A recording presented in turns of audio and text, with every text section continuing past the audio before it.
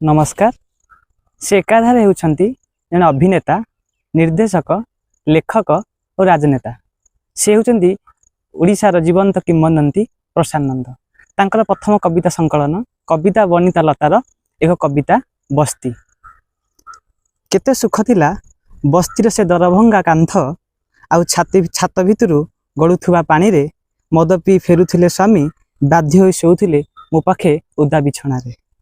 घोर निद भांगी जाउथिला सकाळु सकाळु बस्तीर कुकुर मानकर कଳି झगड़ा रे।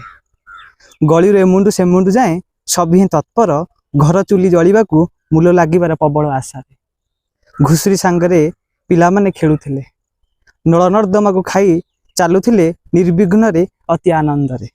जदि केबे निया लागी जाउथिला बस्तीर जहार दरभंगा कोड़िया रे समस्त एकाठी हेई लिबहुथिले ता दुखर निया। जोगाई देउथिले भरोसार असीम भंडार और बंचिबा को भल लागुथिला से अभावी भरा मुक्त संसार रे। आसीगला परवान बस्ती खाली करबाकू हेबो, बदल मिल जिवो प्रसादर नबतल। आनंद रे जयकार कलु धन्य धन्य आम सरकार। पूरा बस्ती खपिगला आम आरी भितरे महुमाछी भला महु फेणा परी।